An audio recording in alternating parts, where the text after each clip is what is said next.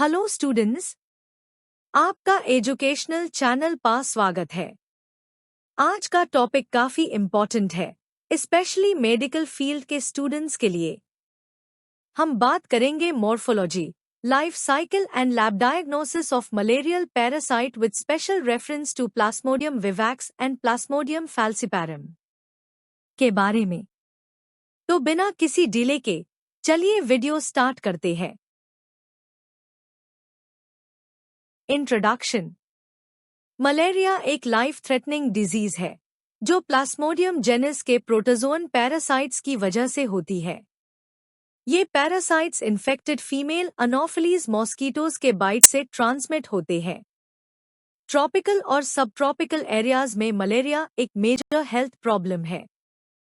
Plasmodium parasites के 5 species humans को infect करते हैं, लेकिन 2 मेजर स्पीशीज ज्यादा कॉमन है। Plasmodium vivax benign tertian malaria cause करता है, जिसमें रिलैप्सिंग इन्फेक्शंस होते हैं due to dormant hypnozoites in the liver. Plasmodium falciparum malignant tertian malaria का कारण है, जो सबसे सीवियर और फेटल फॉर्म है। इसका सेरिब्रल मलेरिया और मल्टी ऑर्गन फेलियर से रिलेशन होता है। Importance for B.Sc MLT BMLT students. Malaria की डायग्नोसिस के लिए माइक्रोस्कोपी, सेरोलॉजिकल टेस्ट्स और मॉलिक्यूलर टेक्निक्स का उपयोग किया जाता है। ये मेथड्स क्लिनिकल लैबोरेटरी में एक्यूरेट डायग्नोसिस और पेशेंट केयर के लिए एसेंशियल होते हैं। Morphology of malarial parasites. Plasmodium species का erythrocytic blood stage life cycle 4 major morphological forms दिखता है। ये stages red blood cells RBCs के अंदर डेवलप होती है और मलेरिया के सिम्टम्स और ट्रांसमिशन में इंपॉर्टेंट रोल प्ले करती है। Morphological stages of plasmodium. Ring stage early trophozoite, ये यंग और ग्रोइंग फॉर्म होती है जो RBCs के अंदर दिखती है। इसका शेप स्मॉल रिंग लाइक होता है और एक सेंट्रल वैक्यूल प्रेजेंट होती है। ट्रोफोजोट लेट स्टेज, ये स्टेज पैरासाइट की मेटाबॉलिक एक्टिविटी को रिप्रेजेंट करती है। इसमें साइटोप्लाज्म डेंस होता है और न्यूक्लियस ज्यादा विजिबल होता है। स्किज़ोन्ट ये मैच्योरिंग स्टेज है जिसमें मल्टीपल मेरोजोइट्स प्रेजेंट होते हैं। जब स्किज़ोन्ट रप्चर होता है 6 to 32 मेरोजोइट्स रिलीज होते हैं जो नए RBCs को इन्फेक्ट करते हैं। गैमेटोसाइट ये सेक्सुअल स्टेज है जो मॉस्कीटोमी इन्फेक्शन के लिए रिस्पॉन्सिबल होती है। फैल्सिपैरम में गैमेटोसाइट्स क्रेसेंट शेप्ड होते हैं, जबकि विवैक्स में ये राउंड दिखते हैं। मलेरिया के डायग्नोसिस और डिजीज प्रोग्रेशन को समझने के लिए इन मॉर्फोलॉजिकल स्टेजेस का knowledge B.Sc MLT BMLT students के लिए बहुत जरूरी है। Morphological differences between P. vivax and P. falciparum. Plasmodium vivax और प्लाज्मोडियम फैल्सिपैरम मलेरिया कॉज करने वेल मेजर स्पीशीज है, लेकिन इनका मॉर्फोलॉजी और सेवेरिटी अलग होता है। माइक्रोस्कोपी के थ्रू इन दोनों का डिफरेंशिएशन करना डायग्नोसिस और ट्रीटमेंट के लिए इम्पॉर्टेंट है। Infected RBCs P. vivax में RBCs एनलार्ज्ड और पेल होते हैं, जिसमें शफनर्स डॉट्स दिखते हैं। फैल्सिपैरम में RBCs नॉर्मल साइज के रहते हैं, लेकिन कभी-कभी मॉरर्स डॉट्स प्रेजेंट होते हैं। रिंग फॉर्म में विवैक्स का रिंग फॉर्म लार्ज और अमीबॉइड होता है, जिसमें थिक साइटोप्लाज्म होता है। फैल्सिपैरम का रिंग फॉर्म स्मॉल, डेलिकेट होता है और एक RBC में मल्टीपल रिंग्स हो सकती है।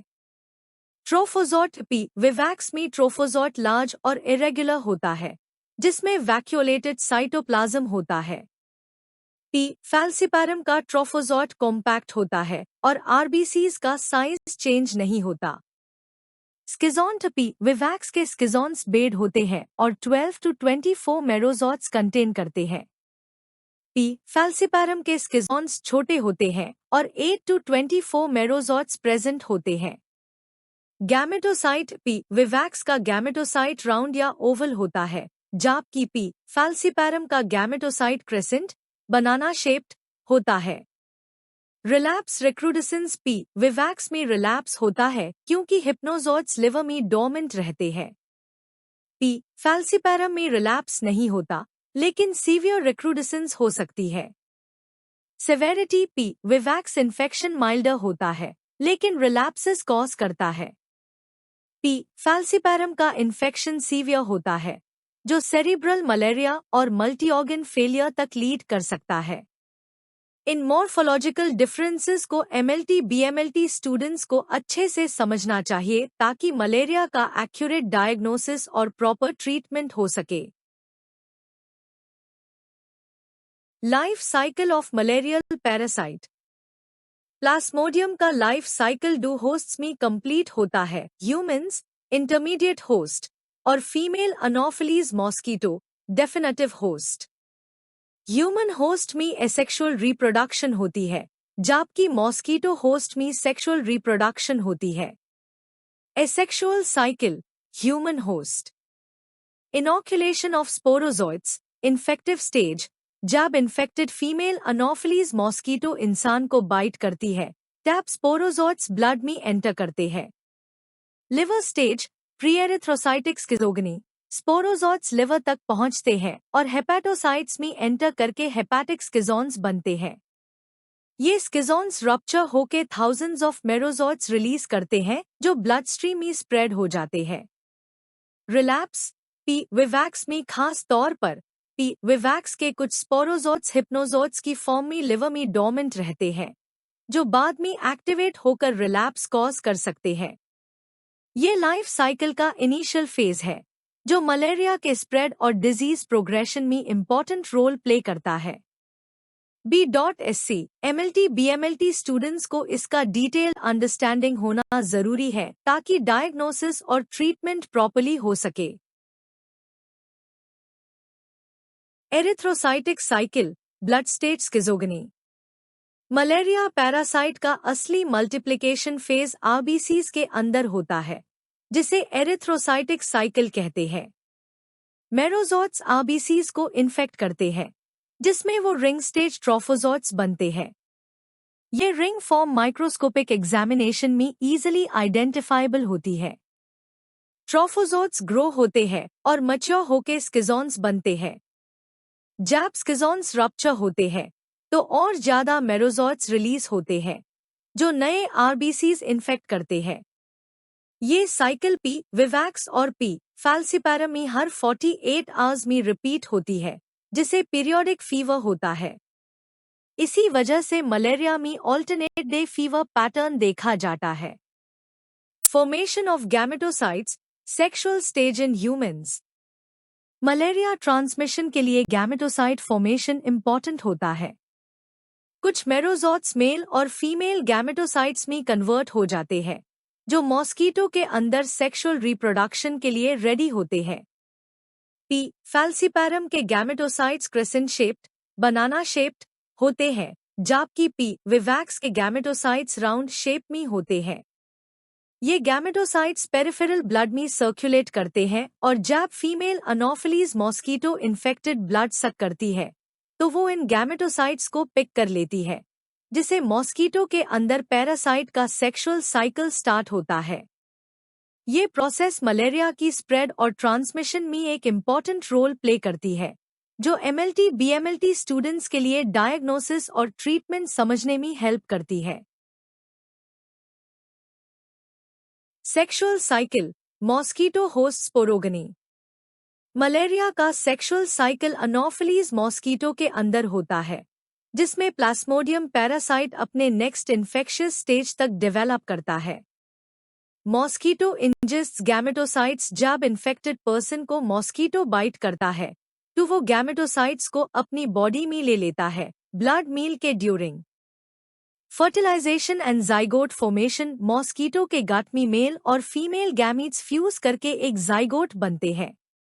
ऊसिस डेवलपमेंट। ये जाइगोट मोटाइल ऊकिनेते में कन्वर्ट होता है और मॉस्कीटो के गट वॉल को पेनिट्रेट करता है। यहाँ एक ऊसिस्ट फॉर्म होता है, जिसमें हजारों स्पोरोजोइट्स डेवलप होते हैं। Sporozoite release and migration to salivary glands. जब ऊसिस्ट रप्चर होता है, तो स्पोरोजोट्स मॉस्कीटो की सलाइवरी ग्लैंड्स में मूव कर जाते हैं। Cycle continues. जब मॉस्कीटो दूसरे ह्यूमन को बाइट करता है तो स्पोरोजोट्स उसके ब्लड स्ट्रीम में ट्रांसफर हो जाते हैं और मलेरिया का इन्फेक्शन स्टार्ट हो जाता है। ये साइकिल मलेरिया के ट्रांसमिशन और इन्फेक्शन स्प्रेड करने का क्रूशल स्टेप है। एमएलटी बीएमएलटी स्टूडेंट्स के लिए इम्पॉर्टेंट है कि वो इस प्रोसेस को समझे ताकि डायग्नोस्टिक टेक्निक्स और प्रिवेंशन स्ट्रैटेजीज डेवलप की जा सके। Laboratory diagnosis of malaria. Malaria का एक्यूरेट डायग्नोसिस बहुत जरूरी है ताकि प्लाज्मोडियम स्पीशीज का डिफरेंशिएशन, डिजीज की सेवेरिटी का असेसमेंट और प्रॉपर ट्रीटमेंट डिसाइड किया जा सके। एमएलटी बीएमएलटी स्टूडेंट्स के लिए ये टॉपिक क्लिनिकल लैबोरेटरी प्रैक्टिस में काफी इम्पोर्टेंट है। Sample collection. Blood sample finger prick या वेनिपंक्चर से कलेक्ट किया जाता है। बेस्ट टाइमिंग फीब्राइल एपिसोड्स के दौरान होता है क्योंकि टैप पैरासाइट डेंसिटी ज्यादा होती है। Microscopic examination. Gold standard malaria diagnosis का सबसे रिलायबल मेथड माइक्रोस्कोपी है। गीमजा स्टेनिंग का उपयोग किया जाता है ताकि प्लाज्मोडियम स्पीशीज डिफरेंशिएट किया जा सके। Thick blood smear high sensitivity provide करता है और लो पैरासाइट डेंसिटी भी डिटेक्ट कर सकता है, लेकिन ये प्लाज्मोडियम स्पीशीज डिफरेंशिएट नहीं करता। Thin blood smear Plasmodium species का आइडेंटिफिकेशन करता है। पी विवैक्स के ट्रोफोजोट्स लार्ज और अमीबॉइड होते हैं, जबकि पी फैल्सिपैरम के आरबीसीज में मल्टीपल रिंग्स दिखते हैं। माइक्रोस्कोपी का proper interpretation MLT BMLT students के लिए एसेंशियल स्किल है जो क्लिनिकल डायग्नोसिस और ट्रीटमेंट डिसीजंस में हेल्प करता है। Rapid diagnostic tests RDTs molecular techniques for malaria. Malaria detection के लिए डिफरेंट लैबोरेटरी टेक्निक्स उपयोग होती है जो स्पीशीज डिफरेंशिएशन और एक्यूरेट ट्रीटमेंट के लिए जरूरी है। HRP two test P falciparum का specific histidine rich protein two detect करता है जो हाईली स्पेसिफिक होता है। PLDH test parasite lactate dehydrogenase detect करता है जो सभी प्लाज्मोडियम स्पीशीज के लिए यूजफुल है। एल्डोलेज टेस्ट सभी मलेरिया स्पीशीज डिटेक्ट करता है लेकिन स्पीशीज स्पेसिफिक नहीं होता। Molecular techniques, highly sensitive specific. Polymerase chain reaction, PCR.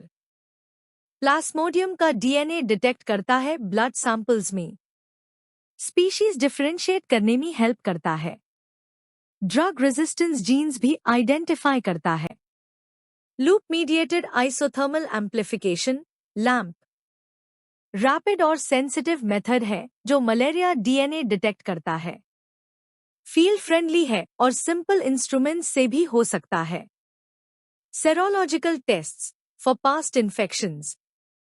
Elisa antibody detection. Past exposure detect करता है लेकिन एक्टिव इन्फेक्शन के लिए रिलायबल नहीं है। कंक्लूजन। मलेरिया पी विवैक्स और पी फैल्सिपैरम के वजह से होता है और ये मेजर पब्लिक हेल्थ इशू है। एमएलटी बीएमएलटी स्टूडेंट्स के लिए मलेरिया का मोर्फोलॉजी, लाइफ साइकिल और लैब डायग्नोसिस समझना बहुत इंपॉर्टेंट है ताकि स्पीशीज डिफरेंशिएशन और प्रॉपर ट्रीटमेंट हो सके। पी फैल्सिपैरम सेरिब्रल मलेरिया कॉज करता है जबकि पी विवैक्स रिलैप्सिंग मलेरिया करता है। डायग्नोसिस में माइक्रोस्कोपी, आरडीटीज, पीसीआर और सेरोलॉजिकल टेस्ट्स काफी यूजफुल होते हैं। आई होप आपको ये वीडियो पसंद आई होगी। प्लीज सब्सक्राइब करें, लाइक करें, कमेंट करें और शेयर करना ना भूलें। Thanks for watching. हमेशा मुस्कुराते रहिए और हेल्दी रहिए।